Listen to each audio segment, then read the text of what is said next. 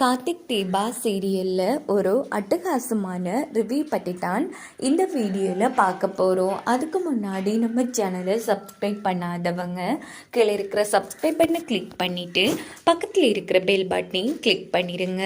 சரி வாங்க வீடியோக்குள்ளே போகலாம். நம்ம ரோஹிணி அடிபட்டு ஹாஸ்பிட்டலில் கிடக்குறாங்க. ஸோ அவங்களுக்கு கொடுக்கறதுக்கு அந்த சிகப்பு வேணும் அப்படின்னதும் உடனே பாட்டி தான் அவங்களுக்கு சரியான நாள் அப்படின்னுட்டு காட்டி ஹாஸ்பிட்டலுக்கு கூட்டிகிட்டு வந்ததும் சாமுண்டீஸ்வரி என் பொண்ணு இல்லாமல் போனாலும் போகணுமே தவிர கண்டிப்பாக இந்த கிளவியனா அவள் பக்கத்தில் கூட விட மாட்டான் அப்படின்னதும் எல்லாரும் ரொம்ப ஃபீல் பண்ணி அழுதுட்ருக்காங்க.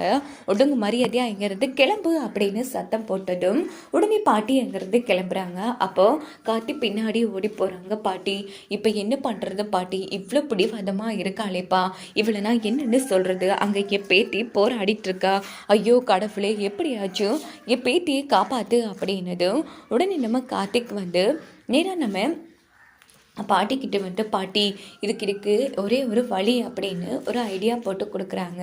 பாட்டியோட முகத்தை மறைச்சி ஃபர்தாலாம் போட்டு பாட்டி இப்போ நீங்கள் வேற ஒரு கேர்ள், அதனால் நீங்கள் வேற ஒரு பொண்ணை நம்ம ரோகிணிக்கு கொடுங்க அப்படின்னதும் நல்ல ஐடியாப்பா அப்படின்னுட்டு பாட்டியும் காத்தியும் மறுபடியும் வராங்க. ஏய் நில்லு, நீ யாரு அப்படின்னதும் அத்தை நீங்கள் பாட்டியையும் சிகப்பு கொடுக்க வேணான்னு சொல்லிட்டீங்க, இவங்க வேற ஒரு லேடி அத்தை, அதனால் எனக்கு தெரிஞ்ச ஒருத்தங்க முன்னாடியே ஃபோன் போட்டு வச்சுருந்தேன், இப்போ அவங்க வந்திருக்காங்க, இவங்க தான் ரோகிணிக்கு கொடுக்க போகிறாங்க அப்படின்னதும் ரொம்ப நல்லது மாப்பிள்ளை, சரியான டைமில் கூட்டிகிட்டு வந்துட்டீங்க, இந்த உதவியை நான் மறக்க மாட்டேன், இங்கே பாருங்கம்மா போய் கொடுங்க அப்படின்னது. சரிம்மா அப்படின்னுட்டு பாட்டியும் ரோகிணிக்கு சிகப்பை கொடுத்துட்டு வெளியில் வராங்க.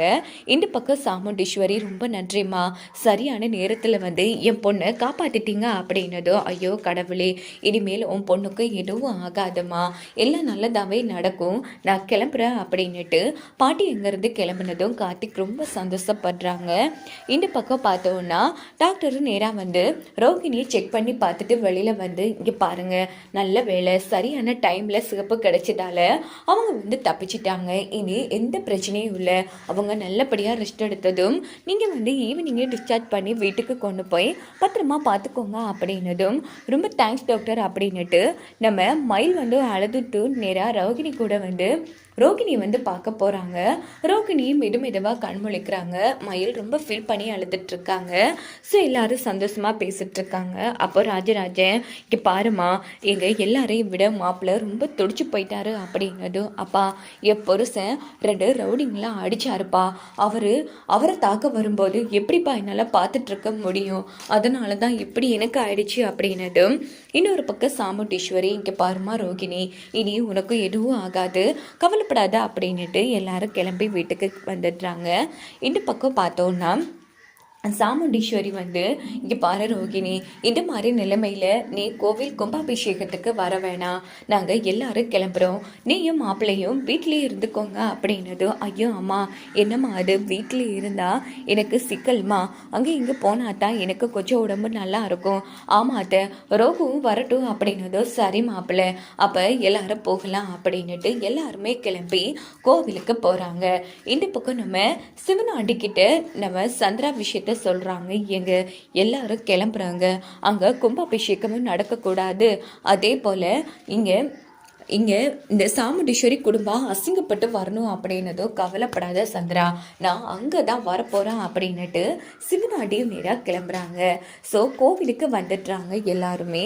அங்கே பார்த்தோன்னா நம்ம கார்த்தி மயில்கிட்ட அங்கே இருக்கிற கோவில் தலைவர் ஒருத்தர் ரொம்ப நன்றி தம்பி, இவ்வளோ சீக்கிரம் இவங்க எல்லாரையும் இந்த குடும்பத்தோடு ஒன்று சேர்ப்பீங்கன்னு நாங்கள் கொஞ்சம் கூட எதிர்பார்க்க இல்லை, ரொம்ப நல்ல விஷயம்ப்பா அப்படின்னதும் கவலைப்படாதீங்கன்னு, இது என்னோட கடமை அப்படின்னு நம்ம காத்தி என்ன பண்றாங்கன்னா சந்தோஷமா பேசிட்டு இருக்காங்க. இந்த பக்கம் சாமுண்டீஸ்வரி அவங்க வீட்டில இருந்து எல்லார்கிட்டையும் இங்க பாருங்க, நாம கும்பாபிஷேகத்துக்கு வந்திருக்கோம், இதனால என் பாட்டி தாத்தான்னு கொஞ்சம் குழாவி அங்க ஒன்று கூட்டிட்டு இருந்தீங்க, அவ்வளவுதான், நடக்கிறதே வேற, கும்பாபிஷேகம் கோவில திறந்து கும்பாபிஷேகம் நடந்துச்சா சாமியை கும்பிட்டமான்னு கிளம்பிட்டே இருக்கணும், மற்றபடி உறவு முறை அதுன்னு கொண்டாடிட்டு இருந்தீங்க, நடக்கிறதே வேற அப்படின்னதும் குடும்பத்தோட வாரத்துக்கு நீ சம்மதிச்சதுக்கே ரொம்ப நன்றி சாமுண்டீஸ்வரி, நீ கவலைப்படாத அப்படின்னுட்டு ராஜராஜனும் கிளம்புறாங்க.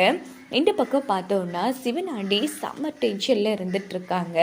இந்த பக்கம் அந்த கோவில் தலைவர் இருக்காங்க இல்லையா, சிவனாண்டியை கோவிலுக்கு வரவழைச்சி உடனே கார்த்திக் யாருங்கிற எல்லா உண்மையுமே வந்து சிவனாண்டி கிட்ட சொல்றாங்க. இது கேட்ட சிவனாண்டி செம்ம அதிர்ச்சியாகிறாங்க. அப்படின்னா இவன் கோடீஸ்வர வீட்டு பையன், இந்த குடும்பத்தை ஒன்று சேர்க்கத்தான் இவ்வளோ ட்ராமா பண்ணிட்டு இருக்கானா, இந்த விஷயம் மட்டும் அந்த சாமுண்டீஸ்வரிக்கு தெரிஞ்சுக்கு அவ்வளோதான், தன்னோட பொண்ணு வாழ்க்கை நாசமாக போயிட்டேன்னு அவனை விரட்டி அடிச்சிருவா.